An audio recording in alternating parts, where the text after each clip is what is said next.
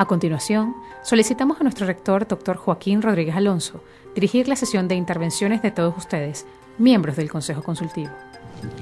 El agradecimiento, antes de que comiencen con las preguntas, por esta concurrida asistencia de todos ustedes. Espero que hayan podido distinguir en el video o en los videos que junto a varios elogios hay también bastantes críticas. Lo que pasa es que intencionalmente están un poco disimuladas, pero ojalá en la sensibilidad de cada uno de ustedes esté el poder desarrollarlas y el podernos ayudar a resolver algunos de los problemas allí enunciados. Esa es una de las motivaciones que tenemos para el concurso de todos ustedes, pero ya les dejo hablar. Adelante, Eduardo. Primero que nada, Eduardo León Ponte. Primero que nada, felicitar a la universidad por el gran esfuerzo que significan estos logros dentro de un país que no tiene necesariamente la vida muy fácil. En mi inquietud por lo que pudiera hacerse en función de generar ingresos, no veo en la programación nada que se refiera a diplomados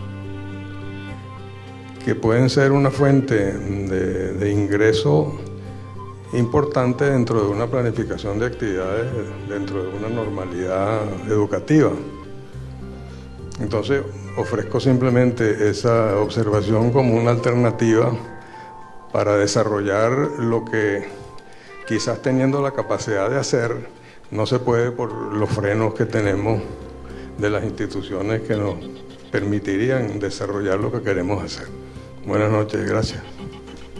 Gracias, muchas gracias, Eduardo. Quizás complementar allí, ciertamente la opción de diplomados, por no requerir una certificación oficial, nos da más apertura, más holgura para poderlos desarrollar. Si no están programados allí sistemáticamente, porque durante estos últimos años hemos aprendido que se requiere un tacto especial para detectar la sensibilidad de mercado. Por ejemplo, estamos ofertando por una cuarta edición de un diplomado que no ha tenido demanda y en las tres primeras sí las había tenido. Y sin embargo estamos ofertando un diplomado nuevo que en mercadeo, en este caso, que prácticamente ha doblado las expectativas de lo que nosotros teníamos previsto. Es decir, por un lado dice que nos equivocamos con bastante frecuencia y cuando menos hemos aprendido a ir sensibilizando el mercado antes de hacer una programación anual, más bien estamos haciendo programaciones más ajustadas a los datos que tenemos de sensibilización de mercado. Pero es una recomendación válida. Buenas noches, Magdalena de Luca. Quería compartir con ustedes un poco lo que estamos viviendo en el país en el área de educación y la tecnología, es mi especialidad. Yo estoy impulsando todo lo que tiene que ver con el uso de la tecnología en la educación, especialmente con Blackboard, con la plataforma que utilizaron para todo esto. Estamos impulsando esto a nivel regional. Venezuela estamos en pañales, pero lo que sí es cierto es que el 100% de nuestros estudiantes son nativos digitales. Es muy importante que la educación se vaya ajustando más hacia eso, el hablar de diplomados, el hablar de ingresos, el hablar de facilidad de poder estudiar, no solamente en una sede física, sino a nivel nacional, y cómo lograr incentivar el hecho no solo de que los estudiantes sean nativos digitales, sino que los profesores vayan hacia ese lado, que ha sido para nosotros en este momento nuestro mayor reto. Y nuestro mayor reto en todas las universidades del país, públicas, privadas. Imagínense un país como Perú, donde hay 240 universidades privadas y donde solamente el 3% está actualmente en digital. Sin embargo, en Colombia ya tenemos universidades sin campus. La Universidad Católica del Norte no tiene edificio, es 100% digital. Pienso que hay que trabajar mucho en esa parte. La mayoría de las personas hoy día viven situaciones como que tienen que trabajar y estudiar, que en Venezuela además el entorno no es simple, inclusive desplazarse de un lugar a otro no es fácil. Y creo que debemos incentivar cada vez más el uso de la tecnología. Tenemos estudiantes nativos y en un evento reciente en Washington de educación, en el que tuve la oportunidad de asistir, una gran preocupación sobre la disrupción de la educación. ¿Qué está pasando con las personas que se están graduando cuando ven un pensum y dicen, eso no es lo que yo quiero? Yo quisiera estudiar estas 3 cosas en estos 3 lugares del mundo, yo voy a ser esta persona.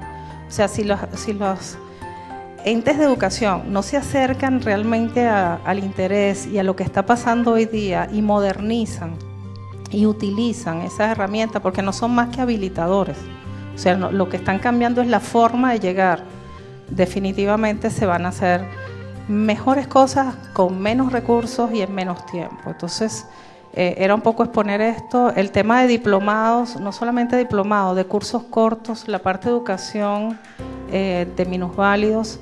Y en Venezuela hoy día hay muchísimo campo en generar ingresos de educación a nivel de formar a las empresas en un montón de cosas como leyes, LOCTI, una cantidad de cosas que hoy por hoy podrían generar inclusive muchísimo trabajo en educación que no se está haciendo. Nosotros estamos hoy por hoy vendiendo plataformas de educación a bancos, a empresas de telecomunicaciones, porque la educación está en todas partes.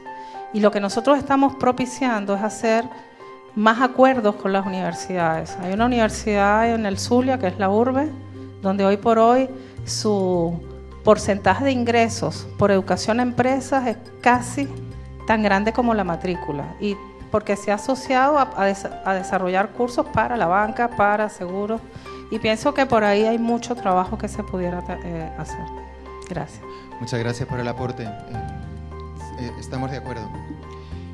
Allí lo que sentimos es la limitación en nuestros propios profesores.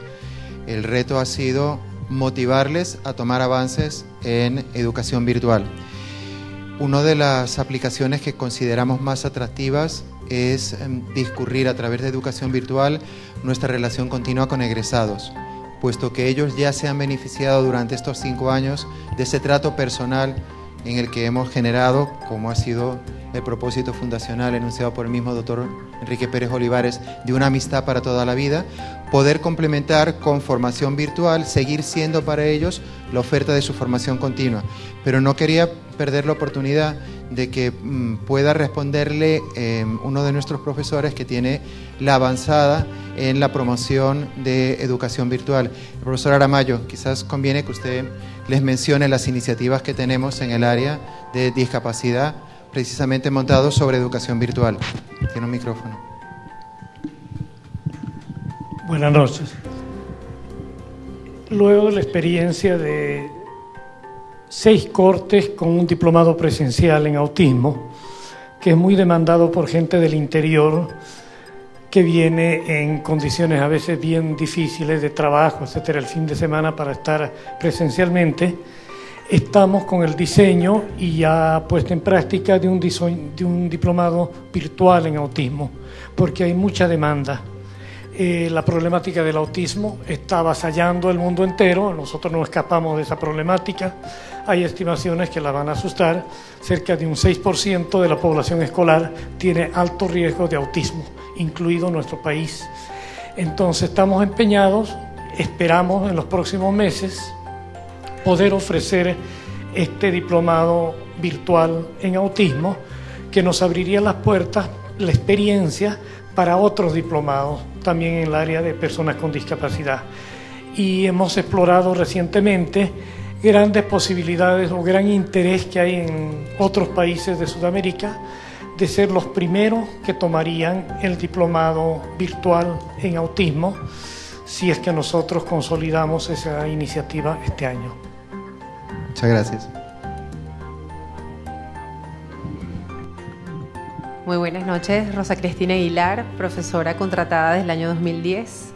Bueno, en primera medida quería felicitarles, como bien decía el rector, pues creo que los logros realmente pues superan esas pequeñas debilidades que tienen allí escondidas, pero como comunicadora social, en primera instancia, quiero felicitarles sobre todo por todo el avance que han demostrado con el tema de la televisora y de la radio. Aplaudo la iniciativa desde una universidad tan joven, El hecho de haberme unido a esta academia y a esta sede tiene que ver mucho con eso, ¿no? Con esa visión de futuro y con todos los logros y con toda la visión que me manifestaron desde el inicio. Así que lo aplaudo, lo felicito y bueno, auguro que sea pues muy productivo y todo esto sirva para los estudiantes y para los profesores que están acá. Igualmente, todo el tema relacionado con la tecnología y la educación a distancia, efectivamente, como comentaba Magdalena, ahorita tengo el privilegio de dirigir la Fundación Venezuela Sin Límites. Utilizamos la tecnología a través de las aulas virtuales. Bueno, no solo porque esté Magdalena aquí, pero me parece estupendo porque conozco la experiencia a nivel internacional, inclusive de las universidades. No voy a ahondar más porque creo que Magdalena y el profesor ya lo han hecho muy bien, así que les invito a que ese también sea un área a explorar y a incentivar un poco más, ¿no? Y últimamente sí quería hacer un comentario, sobre todo por lo que me llama la atención de la cifra de profesores contratados que tienen. Como manifesté, soy profesora contratada desde el año 2010, comencé en el pregrado, actualmente pues estoy en un receso por un tiempo, hasta que me vuelvan a llamar en la especialización de comunicación organizacional.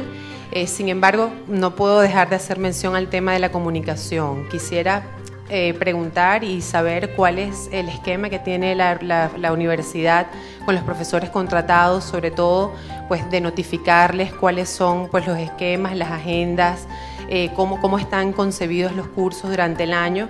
He sentido en el último año sobre todo pues un distanciamiento importante, más siendo de mi parte esa insistencia en querer formar parte de la fila y de la familia de la UMA, pero más bien sintiéndome muy segregada, ¿no? Entonces sí extraño mucho esa comunicación, no puedo evitarlo, pues vengo de allí. Quiero más bien hacer un humilde aporte, como siempre le he manifestado a mis estudiantes, pues soy una facilitadora y más bien aprendo de todo lo que tengo en estas aulas, pero no lo he sentido así de parte de la universidad, ¿no? Entonces, ¿qué importancia y qué relevancia le dan a cada uno de esos profesores contratados? Si ese tratamiento es igual para todos, para las nóminas fijas, para las personas que están fuera, que un poquito pues se haga ese acercamiento, no cuando conviene, sino siempre, durante todo el año, ¿no? Esa era notoria, lo hicimos constar en el video, de que efectivamente era una de las áreas en las que sentíamos que habíamos tenido un retroceso importante. El compromiso de la universidad es la formación de sus profesores. Son mucho más los compromisos de la universidad, pero desde el comienzo dijimos que seríamos una universidad de profesores, que entendíamos que la labor que estábamos haciendo aquí no era solamente la de transmisores de conocimiento, lo cual nos ponía a riesgo con otros medios como la tecnología, sencillamente para discurrir esos conocimientos a través de unos mecanismos mediados. Estábamos convencidos de que en la universidad aspiramos a más. Estamos en la formación humana, estamos en aprender juntos, entendíamos a los profesores no como un receptáculo de conocimientos, sino los entendíamos como generadores junto con los mismos estudiantes de vida, apasionamiento por la búsqueda de la verdad, comprometidos en el servicio por el país, constructores de ideales renovadores de la sociedad, y eso requería que nuestros profesores sintonizaran con este espíritu de la universidad. Allí, en la formación, no distinguimos entre profesores de tiempo completo y los profesores de nómina. Siempre hablamos de profesores que le dedican todo el tiempo a la universidad o que le dedican parcialmente el tiempo a la universidad. La verdad que hemos experimentado dificultades para conseguir que los profesores de menos tiempo en la universidad tengan ocasiones adicionales de venir a la universidad que no sean las de las clases. Creo que la ciudad de Caracas se nos ha convertido para todos en lo que antes era la sucursal del cielo, que así lo trabajamos siempre, ha cambiado de agencia bancaria. Y está costando mucho la logística, los horarios, pero también el compromiso, también el ofrecer profesores que formen a profesores se ha visto con frecuencia desestimulada por cursos de baja participación. Entonces allí tenemos un problema. ¿Cómo conseguir que haya de nuestro lado mejor oferta, pero también cómo conseguir que haya mayor compromiso del lado de los profesores para poder sostener esa oferta, porque lo cierto es que venimos bajando.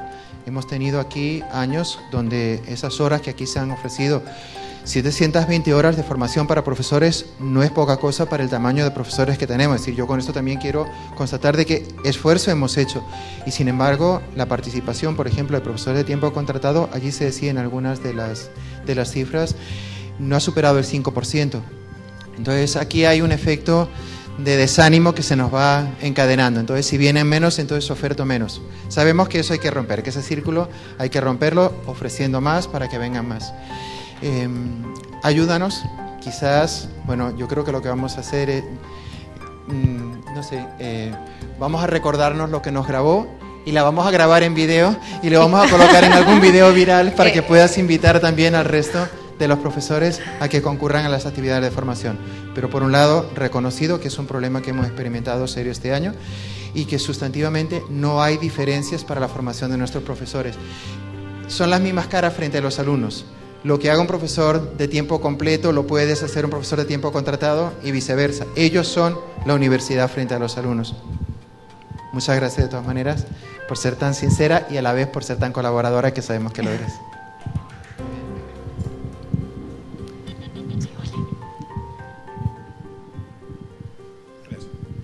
El año pasado nos ayudó a valorar lo pequeño de la universidad y lo que eso podría tener de bueno en la colaboración con otras universidades. Gracias por recordar. A ver qué idea tenemos este año. Sí, bueno, Alejandro Teruel, no, esta vez no traigo una idea, sino más bien una inquietud y una pregunta para poder entonces después hacer quizá alguna apreciación, pues, ¿no? Que me preocupó mucho la parte de la deserción de estudiantes. Cuando se habla de que subió a 40% en general, si no entendí mal, y en ciencias administrativas a 60%, ¿no? Entonces un poquito, ¿qué han visto? ¿Qué es lo que han analizado de esa situación? ¿Cuáles son las hipótesis de por qué ha venido aumentando? ¿Y cuáles son las acciones que han pensado tomar?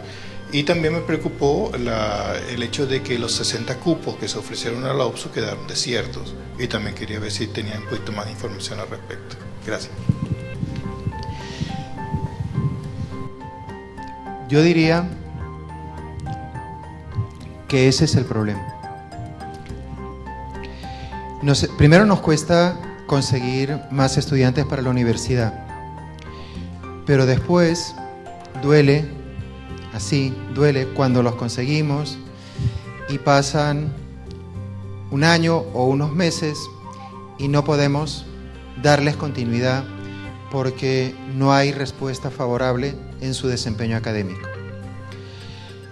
Duele recibir estudiantes en la Facultad de Ciencias Económicas y Administrativas que no se enteran de la clase de matemáticas, de la clase de cálculo, y cuando se les aborda con cariño para ver qué hacer con ellos, algunos le comentan que en los 2 o en los 3 últimos años de secundaria no vieron matemáticas porque no tuvieron profesor. Claro, pretender graduar un licenciado en ciencias administrativas sin un dominio competente de unas matemáticas que no pueden ser reductivamente básicas, tienen que estar al nivel del desempeño de las empresas, no es posible. ¿Qué hacemos? Multiplicamos horas. A veces incluso doblamos con materias que no están en el plan de enseñanza para que tengan los profesores más tiempo de dedicación sobre ellos. Colocamos preparadurías, horas de consulta. También confieso, rebajamos el nivel. Bajamos nivel para poder rescatar a los estudiantes en el nivel donde ellos están.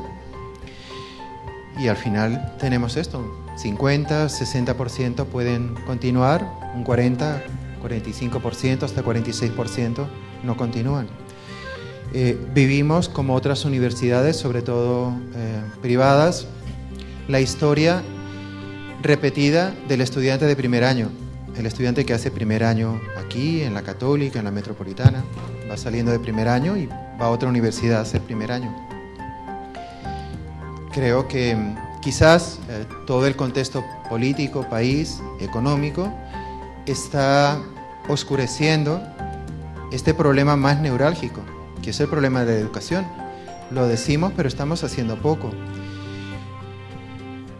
El gobierno ciertamente puede alardear de haber extendido significativamente la matrícula universitaria y haber pasado en 5 años de una población de unos 800.000 estudiantes universitarios a 2.200.000 que se dice ahora. Pero para los que vivimos en el seno de la universidad, sabemos de que el número de registro en la universidad no es la medida del estado de la educación en el país. Nosotros no sabemos qué hacer más que ofrecer mejor educación y más educación, dar más horas, adaptarnos a los estudiantes, pero entendemos que aquí hay un problema que nosotros no tenemos acceso a él. El maestro Andrés Bello reclamaba para las universidades la guía de la educación secundaria y primaria, pero la verdad que esos mecanismos aquí en este país se han roto y la universidad tiene muy poca capacidad de incidencia sobre la secundaria y ya muchísimo menos sobre la primaria. Yo no puedo aventurar tener una solución para, más bien, lo que estoy convencido que es un problema y que es un problema grave, y que diría que es un problema que no se resuelve ni con mejoras de gobierno ni con cambios de gobierno. Es un problema que se soluciona con que haya un reconocimiento serio de toda la sociedad de que ese es nuestro problema más grave y de que decidamos como sociedad acometerlo. En el fondo hay un problema que es mayor, que es el de la familia, porque malo es que los estudiantes no tengan profesores en secundaria, pero peor es todavía que no tengan un contexto familiar donde haya un acogimiento de su formación, de sus estudios, de su seguimiento. Esos son problemas neurálgicos de nuestra sociedad. Lo que comentaba de OPSO, no solamente son 60 cupos, esos 60 se ofrecen para educación y ofrecemos otros 60 para el resto de las carreras. En total son 120 cupos. En los años anteriores habíamos tenido una inscripción menor, por lo general estaba de la mitad, pero el año pasado no se decidieron a enviar estudiantes. Creo que allí también me dio el cambio de personas en el ministerio. Probablemente también hay algún sesgo ideológico en esta decisión. A pesar de eso, nosotros seguimos insistiendo y esperamos que este año sí tengamos toma de esa oferta que hacemos. El doctor Teruel lo sabe porque está en el mundo académico, pero esos 120 cupos que nosotros ofrecemos representan el 30% de nuestra admisión.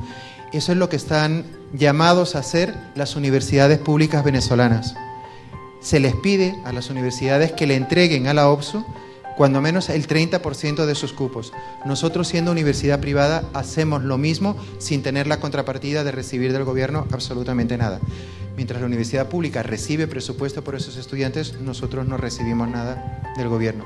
Lo hacemos porque estamos convencidos de que es nuestro aporte por la juventud venezolana, aparte porque nos beneficiamos mucho, porque esos estudiantes, durante la experiencia que tenemos ya de 6 años, se integran muy favorablemente, sirven también de modeladores frente a los otros estudiantes que además se apropian de las necesidades y de las realidades de estos estudiantes y así entendemos mejor juntos el país y lo construimos juntos. La verdad que para nosotros es algo que deseamos, es algo que queremos, pero bueno, no depende de nosotros esa asignación.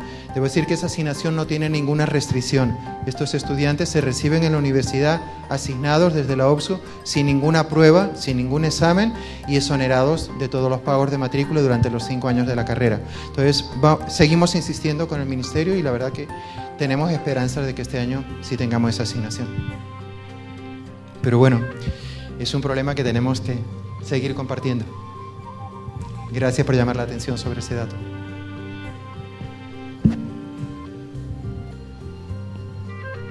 Profesor Orlando Álvarez. Buenas noches, Orlando Álvarez. Ya usted tocó el punto, pero yo voy a insistir. Yo iba a decir que hay muchas cosas para felicitar a la universidad, a la cabeza de la universidad, que es el rector, pero hay una cosa que no puede seguir. No podemos tener 850 y tantos estudiantes en comunicación social y 100 en educación. O sea, ya usted habló hoy, la persona que me precedió en la palabra. O sea, si el país no logramos que eso lo cambie, yo no estoy diciendo que es que no haya que gente que estudie comunicación social, por supuesto. Lo que estoy diciendo es que o tenemos educadores o no resolvemos el problema. Hubo 2 decanos que tanto el de Ciencias Económicas y Administrativas como el de Derecho, que dijeron dos cosas ahí claritas, no tienen habilidades, no tienen desarrolladas sus habilidades numéricas ni sus habilidades verbales. Bueno, eso es un problema de la escuela primaria y secundaria. Y para hacer eso hay que tener profesores en primaria y secundaria. No queda otra alternativa. Eso de que los estudiantes, antes se decía que bueno, es que no vienen bien preparados porque los profesores y maestros no los están preparando bien. Ahora es que no hay profesores en esas materias y pasan a los estudiantes sin estudiar la materia. Entonces, eso es un círculo vicioso que no resuelve nada. O sea, llega un momento que si seguimos así, del 60% llegarán al 90% dentro de unos años, porque no hay candidatos para estudiar educación. Yo tuve reunión en estos días con una universidad, con las autoridades rectorales que estuvimos conversando del tema, y están cerrando especialidades de la escuela de educación y están cerrando escuelas de educación, cosa gravísima. Entonces uno dice, dentro de unos 5 años, ¿qué va a pasar? Si no dicen tan lejos, ¿no? Entonces, ¿qué vamos a hacer? O sea, es un problema, como usted dice, de la sociedad, pero hay que, ¿quién le abre los ojos a la sociedad y quién pega los gritos? Porque mientras que estamos como con la influenza, ¿no?, de la gripe, entonces la gente se asusta si se va a morir, pero aquí como parece que por si falta educación no se muere nadie, entonces parece que hay que ponerse a gritar. Entonces yo creo que esta universidad y conjuntamente con otras creo que deberían tomar, o sea, sé que lo hacen, pero digo, habría que como insistir más en el problema, y que es un problema de la sociedad y hay que ponerlo en el tapete. No hay quien eduque a los muchachos profesionales, me estoy refiriendo, los padres de familia son educadores, por supuesto, me estoy refiriendo a los profesionales de la educación, y cada día hay menos. Entonces, bueno, ¿para dónde va esto? O sea, ¿para dónde va este país? ¿Para dónde va nuestro país? Y creo que las universidades que tienen escuelas de educación, esta universidad en concreto, que tuvo un rector fundador que a todos nos consta, muy preocupado por la formación docente, cuando fue ministro y fue un educador como lo detectó, lo señaló en la semblanza del profesor Espinosa, dedicado a eso. Creo que un tributo que se puede hacer es que estemos en la vanguardia, o esta universidad está en la vanguardia de esa búsqueda de la solución de ese problema. O sea, hay que aumentar la cantidad de candidatos a la escuela y hay que hacer lo que haya que hacer, pero la escuela de educación de esta universidad debe tener la misma cantidad o más que los estudiantes de la Facultad de Ciencias de Comunicación Social. Yo creo que eso tiene que ser una meta que habría que ponerse. Yo hago esa propuesta. ¿Y cómo se hace para lograr eso? Eso sería un planteamiento que yo sé que es nada fácil, pero hay que trabajar para ello, porque si no, va a llegar un momento que ustedes van a recibir estudiantes que bueno, van a estar un mes aquí y para afuera porque no pueden con el nivel universitario. Sí, muchas gracias, Orlando. Hay que hacer más, seguro. No estaba dicho allí, pero en nuestra Facultad de Educación tenemos 50 profesores para menos de 90 alumnos. ¿Qué más hacemos?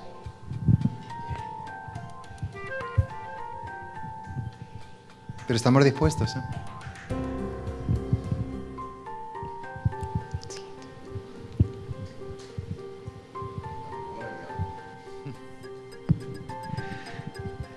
Yo comienzo por felicitarlos, porque realmente creo que el esfuerzo que se ha hecho en los pocos años que tiene funcionando la Universidad Monte Ávila realmente es admirable.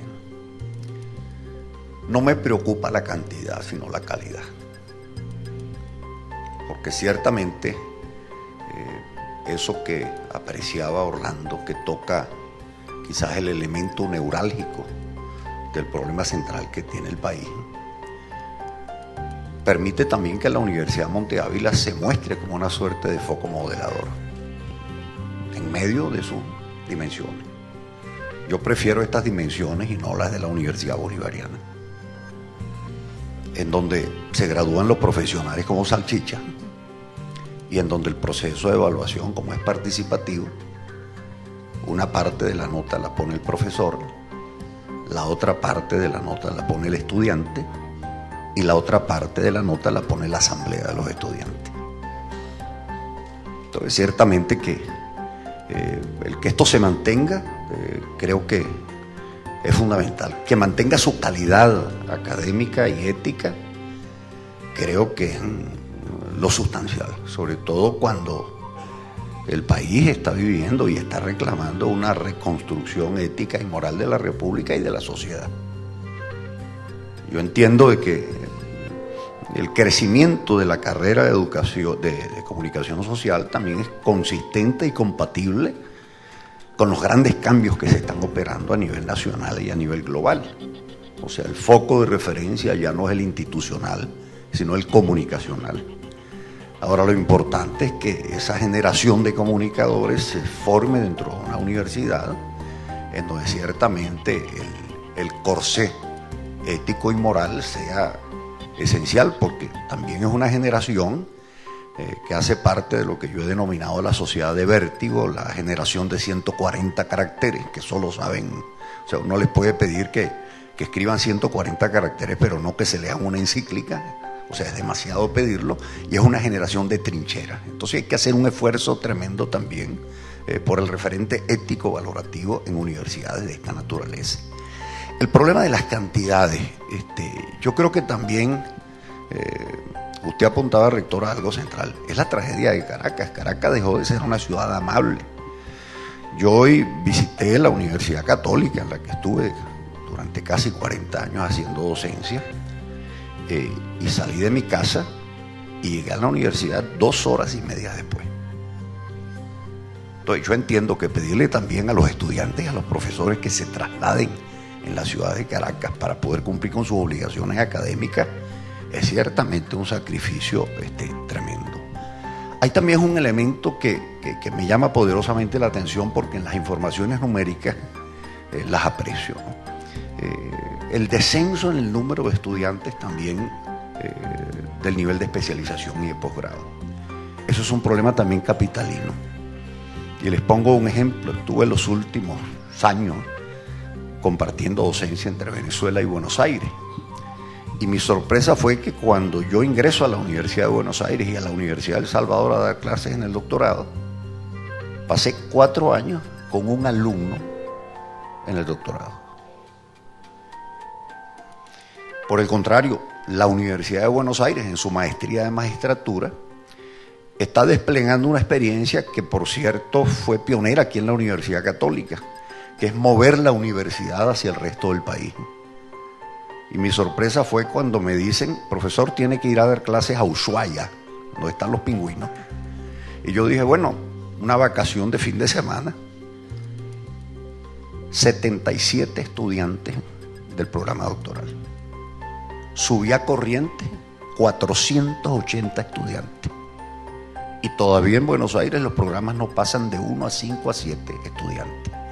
Eso tiene que ver también con el conjunto de necesidades y expectativas que se generan en el interior de la República. Entonces no sé si parte de esos programas, muy buena la idea sobre el tema de los diplomados, quizás los programas de estudios avanzados que otorgan algunos créditos y que pueden servir para las especializaciones y los doctorados, pero llevarlos al interior, mientras se resuelve el tema de la deriva digital, porque entiendo que no solo se trata de usar el instrumento digital por parte de los estudiantes, sino que hay que prepararnos también a los profesores para el uso de esos instrumentos, que no es fácil.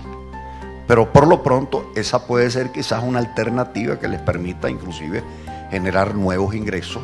Los programas de extensión universitaria de corto término, yo creo que ahí se puede incidir bastante para quizás balancear la situación presupuestaria, pero no tengan mucha preocupación por el tema de la cantidad, sino la necesidad de la calidad, porque ciertamente se trata de una universidad modeladora, y yo lo que puedo es simplemente repetirme en felicitarlo, y me felicito por la invitación que ustedes me realizaron. Muchas gracias, doctora Aguiar.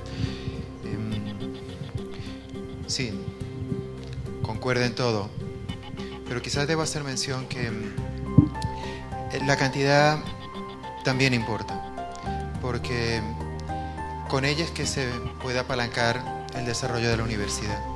Para nadie es sorpresa que intentar desarrollar una universidad académica con un número reducido de estudiantes se queda limitada la opción de tener más profesores, se queda limitada la opción de expandir programas académicos, de incorporar recursos, van muy de la mano.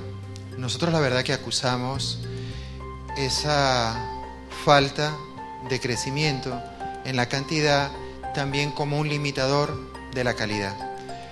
Nos impide, por ejemplo, que podamos darle mayor concurso a otros profesores que quisieran estar con la universidad y desarrollar sus programas porque no tenemos los alumnos con los que ellos podrían trabajar. No podemos apalancar programas de investigación porque no contamos con gente de apoyo para poder hacerlo. Entonces es cierto que apostamos a hacer bien lo que nos toca hacer, eso es irrenunciable, pero a la vez hay un compromiso por hacer crecer la universidad. Incluso con frecuencia preguntan, bueno, pero si tuvieran más estudiantes, aquí no cabrían.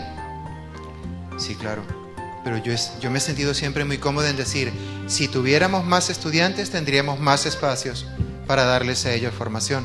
Y eso es lo que hemos vivido aquí. Comenzamos en 2 o 3 aulas y en la medida en que vinieron más estudiantes, tuvimos y encontramos los espacios para hacerlo. Porque efectivamente esa fuerza demográfica es la que lleva al mundo. Y eso lo estamos viviendo en coordenadas sociales, por un lado en una clave negativa, si se quiere, en los países más desarrollados, principalmente en Europa, y una clave positiva, aunque tiene sus matices, en el mundo musulmán. Entonces, no reconocer también la fuerza y la necesidad de crecer en cantidad, pues sería una posición un tanto cómoda, quedarnos diciendo, bueno, seguimos haciendo lo mismo bien, pero con los que estamos. Y además, no lo necesita nuestro país, no tenemos que llegar a muchos más con lo bueno. Nosotros allí, también utilizo la misma expresión, nos duele cuando tenemos el propósito, los programas, el compromiso que tenemos, por ejemplo, en la Escuela de Educación, y después de tener esta oferta de profesores, de ofrecer becas, de ofrecer las mismas condiciones que tienen todos los demás estudiantes para educación, llegan al año 15 o 16 estudiantes que casi hay que andarlos buscando y animando para que lleguen aquí. Porque no es solamente porque estén aquí pocos, sino porque sabemos los muchos que están allí necesitando lo que nosotros les podemos dar. No dejo de decir con total transparencia, las becas que ofrecemos a OPSU llenarían espacios vacíos que aquí tenemos. Eso también se lo hemos dicho. Es decir, no es que nos cuesten más tampoco, no es que aquí estemos haciendo un ejercicio de sacrificio económico, algunos hacemos, por incorporar estos estudiantes, pero es que nosotros podemos ofrecer esa misma educación con el mismo profesor, con las mismas instalaciones, con los mismos recursos que tenemos para 15 estudiantes en ese mismo salón para 40 o 50, no supondría un particular costo adicional. ¿Y cómo nos duele sencillamente asomarnos a la cota 1000, mirar hacia Petare y decir, ¿cómo no va a ser que hay 40 o 50 más estudiantes de educación para estar aquí en la Monte Ávila? Pero bueno, eso es lo que tenemos. Y ese es el reto, hay que seguirlo trabajando. Pero la cantidad también importa. Sí, buenas noches, Ernesto Atencio. Gracias. Primero felicitarlo por los resultados, pero felicitarlo más aún por la humildad de reconocer las oportunidades que hay para mejorar, ¿no? Me refiero a una referencia, a un comentario que hicieron en relación con los resultados en el área de educación y a la referencia que hacían de unas pasantías en los colegios para la formación de los estudiantes y los profesores. Y creo que ahí hay un elemento importante. Ellos son embajadores de esta universidad y están en los colegios donde están los talentos, quiero decir, las mejores formaciones para ser los mejores estudiantes aquí. Quizás hay que hacer una labor un poco de potenciar esos embajadores allí para rescatar esas oportunidades. Gracias. Sí, un publicista mira eso. Y además diría que lo que está pasando es que tenemos que revertir la tendencia. Porque lo que ocurre es que en vez de llevar un pasante a estos colegios, que es nuestro embajador, se convierte en un secuestrado por el colegio porque lo contratan inmediatamente. Y entonces lo tenemos ya como profesor del colegio más que como estudiante de la universidad. Entonces, sí, allí hay que hacer un trabajo de cambiar. Usted dirige. Sí, la última pregunta o comentario. Uy, van a tener que ser varias últimas. Sí.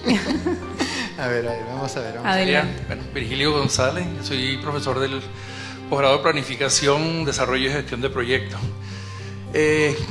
Algo que me ha preocupado, pues, de unos cuantos años, yo son 10 años que estoy en la universidad, ha sido la parte de la apertura de las nuevas carreras. Inclusive, pues, Joaquín hizo mención, bueno, de que la parte de la salud y todo eso está desde el año 2003.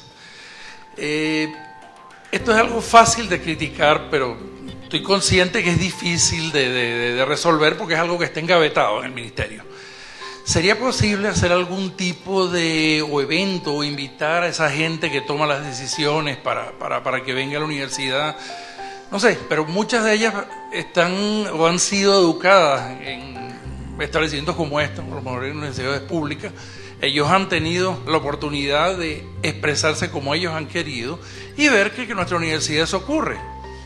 Yo, por ejemplo, he tenido alumnos desde personas que vienen de empresas privadas. Hace poquito tuve unos que vinieron del Consejo Nacional Electoral y a veces establecíamos discusiones, mira, fuertes a veces, y todos salíamos siendo amigos. Entonces, de repente, a lo mejor hacer algo de ese tipo de actividad como para ver si se puede mover eso y bueno, lograr que algunas de esas carreras sean finalmente abiertas, que creo que lo que falta es la firma. Gracias. Comento que lo más reciente que tenemos es que el martes de la semana pasada tuvimos reunión con el ministro de Educación Universitaria, el doctor Pedro Calzadilla, varios rectores de universidades, también estaban algunos de las autónomas, y en la vocería del doctor Benjamín Sarifker de la Universidad Metropolitana le presentamos al ministro de nuevo este tema de la demora en el trámite de las carreras de las universidades privadas y se comprometió en tener una reunión con nosotros específicamente para tratar el tema. Yo quiero creer que allí hay una revisión. La verdad que llevo ya algún tiempo en esto y conocí la génesis de esta decisión por el lado del gobierno de detener el crecimiento de la universidad privada para darle crecimiento a unos esquemas de educación que ellos consideraban válidos. Ha pasado algún tiempo y allí yo creo que ya hay elementos suficientes para una reconsideración de esa propuesta. Debo decir en ánimo favorable que, por ejemplo, la Universidad Bolivariana hace 2 años detuvo la carrera de grado en formación jurídica porque se dieron cuenta de que había una falta de pertinencia entre lo que se estaba preparando y la realidad del país, con lo cual doy, digamos, satisfacción de que efectivamente allí está habiendo análisis de datos. Creo que allí también hay ocasión ahora para que vean, por ejemplo, que la universidad privada, que hasta hace unos 5 años, manejando el 25% de la matrícula universitaria, graduaba el 50% de los profesionales de este país. Y que eso se ha venido mermando por esta estrategia dual de detener el crecimiento de la universidad privada e impulsar otros crecimientos. Creo que ya debe haber suficientes elementos para que reconsideren esta medida y nosotros estamos siempre en esa disposición de dar los datos, de ofrecer nuestra disponibilidad y creo que también lo hemos hecho pues, muy francamente. Hemos sabido acoger esta situación entendiendo que también hay unos criterios políticos para llevar las riendas del país, pero que a la vez hemos seguido firmes en hacer unos planteamientos de que la universidad privada es una universidad que presta el servicio público de formar a los mismos jóvenes venezolanos que pueden estar en cualquier otra universidad. Y cuando hemos dado testimonios como este de recibir a los estudiantes que se nos asigne en la misma condición que la universidad pública, es porque creemos en eso, estamos convencidos en eso. Y creo que ese testimonio también va a ser recogido favorablemente. Ojalá sea cuanto antes porque la necesidad es mucha. Un par de últimas preguntas. Buenas noches, Alfonso Porras, soy profesor de la Escuela de Derecho desde hace creo que 4 o 5 años. Una estadística, profe. Una de sucesivas promociones. Sí, este año una nueva, gracias a Dios. Una estadística interesante que sería, creo que conveniente mostrar el año que viene si se puede, es dónde están los egresados. Cuando uno evalúa universidades americanas, por ejemplo, europeas, para ir a hacer un posgrado, lo que la universidad promociona es, mira, mis egresados están trabajando en estos sitios. Por ejemplo, en el mundo del derecho, tantos están como asistentes de magistrados en las cortes distritales, tanto están en los principales 10 escritorios de Nueva York y así. Aquí vi el número de egresados que tenemos, pero nada me dijo dónde están. Por lo menos en el punto de vista del derecho, cambiar la mentalidad de que el abogado que tú tenías que contratar por excelencia era el de la Católica, ha sido difícil. Pero a mí por lo menos me llena de orgullo ver que ya ese paradigma se ha roto y por lo menos uno empieza a ver abogados jóvenes de la Universidad de Monte Ávila trabajando en los principales escritorios y con bastante facilidad de quedarse los que han sido pasantes o incluso uno contratar a algunos sin que haya sido pasante como abogado.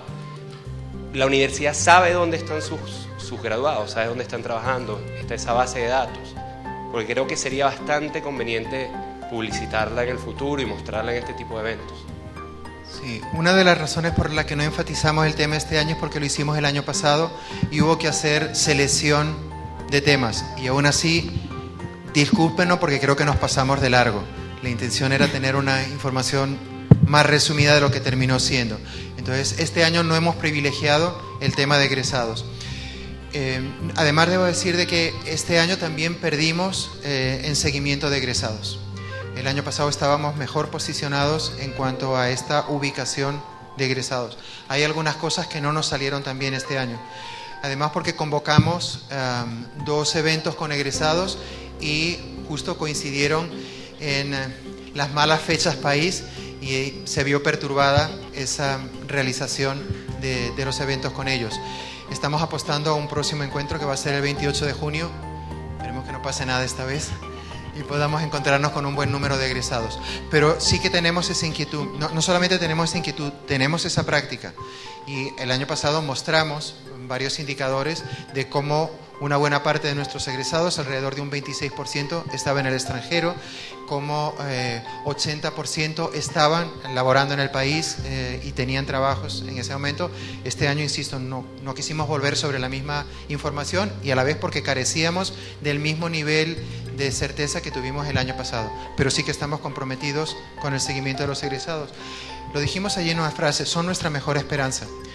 Y la verdad que esperamos que sean ellos el relevo natural de la universidad. De allí la importancia de, a través de las tecnologías de información, mantenerlos cerca de la universidad, porque sabemos que es más difícil mantenerlos en presencial, pero comprometidos. El próximo año, tema de egresados. El próximo año iremos con egresados. Ahora sí, el último comentario, les pido por favor, sí, adelante.